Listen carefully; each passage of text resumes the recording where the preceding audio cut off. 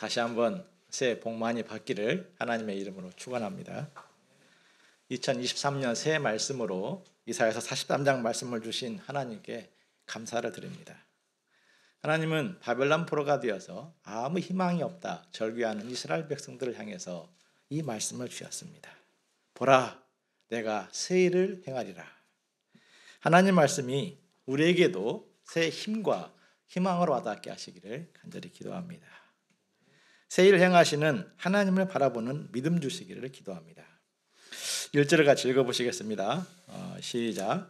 야곱아, 너를 창조하신 여호와께서 지금 말씀하시느니라. 이스라엘아, 너를 지으신 이가 말씀하시느니라. 너는 두려워하지 말라. 내가 너를 구속하였고 내가 너를 지명하여 불렀나니 너는 내 것이라. 야곱아, 이스라엘아. 하나님은 두 번이나 반복하여 부르십니다. 똑같은 대상이죠. 야곱은 좀 덜 변화된, 조금 더 문제 많은 하나님 백성의 이미지입니다. 이스라엘은 좀 더 변화된, 좀 더 헌신한 하나님 백성의 이미지죠. 바벨론에 끌려온 이스라엘 백성들의 영적인 상태는 다양했을 것입니다. 어떤 이는 야곱 같고 어떤 이는 이스라엘 같았습니다. 야곱 같은 사람은 하나님이 나의 허물과 죄악에 대해서 형벌을 내리시는구나, 그런 생각으로 자책하고 두려웠을 것입니다. 이스라엘같이 성숙한 사람은 하나님이 자신의 헌신과 수고에도 관심을 보이지 않으시는구나, 왜 이렇게 나에게 끔찍한 고난을 주시는 거야, 상처와 불신으로 두려웠을 것입니다. 그러나 하나님은 그들 모두를 향해서 말씀하십니다. 너를 구속하였고 너를 지명하여 불렀노니 너는 내 것이라. 구속하였고 지명하였고 불렀고 내 것이다. 하나님께서 왜 이리 반복하여 하나님께 속해 있음을 강조하여 말씀하시는 것입니까? 하나님의 택하심, 하나님의 부르심을 붙들어야만 두려움을 물리칠 수 있기 때문입니다. 하나님의 은사와 부르심에는 후회하심이 없다고 했습니다. 미성숙하든 성숙하든 그들은 모두 하나님의 창조하신 백성이고 하나님의 지으신 백성입니다. 믿든지 곱든지 자기 백성으로 삼으신 자들, 구속하였고 지명하였고 불렀고 당신의 소유 삼으신 고귀한 백성들입니다. 그러므로 하나님은 택하신 자들에게 가장 좋은 것을 주시는 분이십니다. 두려움은 하나님으로부터 온 것이 아닙니다. 두려움은 하나님 백성들을 무너뜨리려는 사탄 마귀로부터 오는 것입니다. 두려움에 사로잡히면 싸워보지도 않고 자포자기하게 됩니다. 조급해지고 감정대로 행동하게 되고 사나워지고 무절제하게 되고 계속 악수를 두게 됩니다. 요한계시록 21장 7절 8절은 이기는 자들과 대조하여 두려워하지 않은 자들을 말씀하십니다. 이기는 자는 이것들을 상속으로 받으리라. 나는 그의 하나님이 되고 그는 내 아들이 되리라.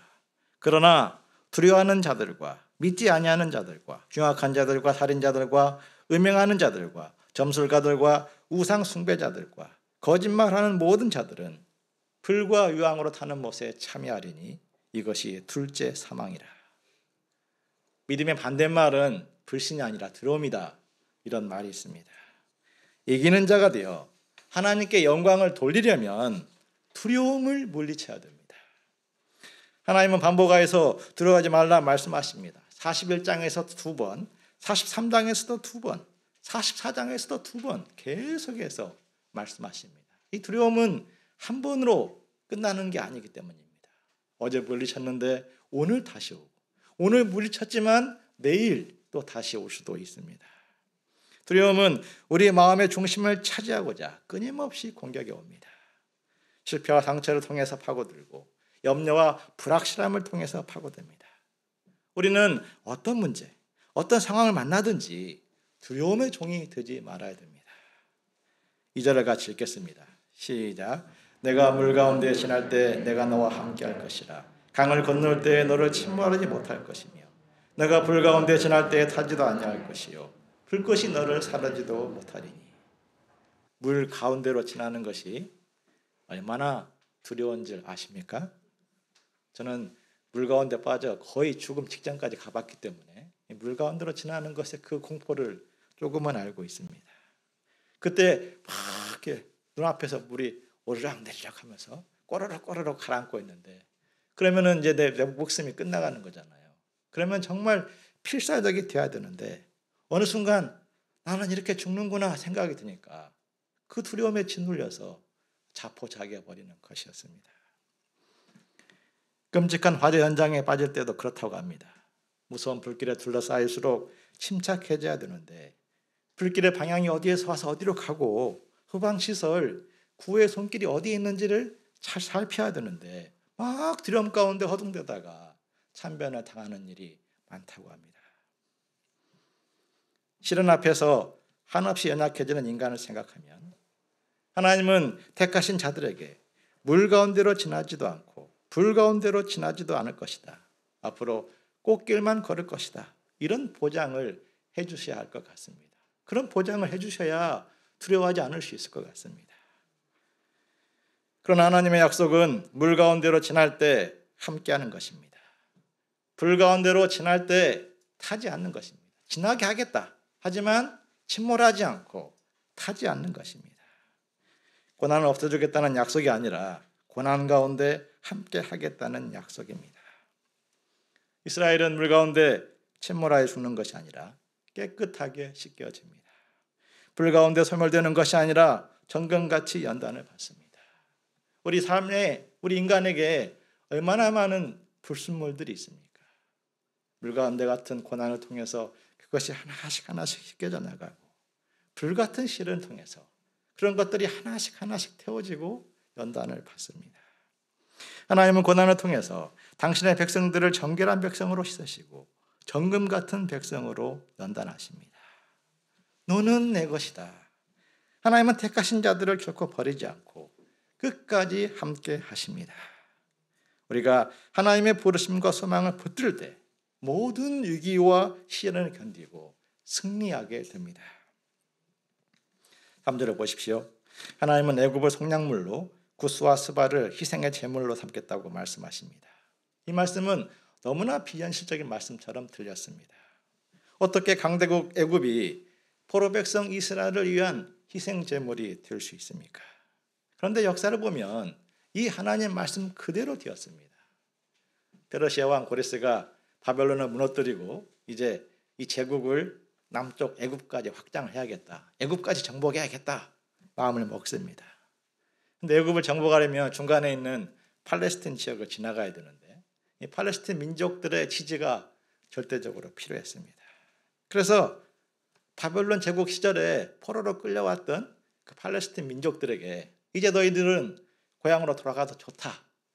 그들에 대해서 우호 정책을 펴게 됩니다. 결과적으로 애굽과 구스와 스바에 대한 정복 전쟁으로 말미암아 이스라엘 귀환의 하나님 말씀이 성취되었습니다. 마치 가이사 아구스토가 천하의 호장 명령을 내림으로써 베들레헴에서 탄생하리라는 하나님의 약속, 그리스도의 탄생 약속이 성취된 것처럼 말입니다. 이는 단지 성경 속의 이야기만은 아닙니다.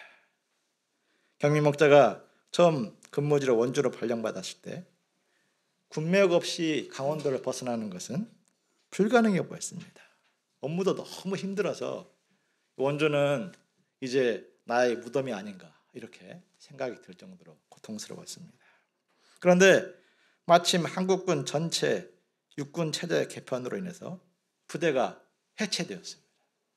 1년 만에 다른 부대로 이동해야 했는데 서둘러 배치되다 보니까 경기도 광주로 이렇게 딱 강원도에서 경기도 광주로 넘어왔습니다. 그런데 광주에 와서 알게 된 일인데 인사 담당자의 실수로 경미 목자 주특기와 관련 없는 보안부서에 배치된 것이었습니다. 인사 담당자는 감사 때 지적사항이 되지 않기 위해서 경미 목자에게 연락을 해서 서둘러 다른 부대로 가주도록 부탁을 했습니다. 처음에는 대관령에 있는 부대로 보내려고 했는데 빨리 가야 되니까. 하지만 경미 목자님은 서울 인근으로 배치되어야 사명도 감당하고 믿음의 결혼도 할 수 있을 것이라는 소망으로 가지 않고 용기 있게 버텼습니다. 업무가 익숙하지 않은데, 자기 업무도 아닌데 그 익숙하지 않은 업무를 하면서 힘든데도 막 버텼습니다. 그러자 인사 담당자가 군무원들의 로망이라 불리는 육사로 발령을 냈습니다. 10수년 근무해도 서울 근처에도 오지 못하는 군무원들이 많은데 경민 목자는 3년도 안 되어서 서울에 입성하여 서울에서 제일 잘 나가는 지금 용산으로 출퇴근을 하고 있습니다. 하나님은 군 체제 개편과 인사 담당자의 실수를 이용하여 길이 없다고 생각하는 그곳에서 제일 빠른 길을 내시고 죽었다고 생각했던 자리에서 새 역사를 시작했습니다.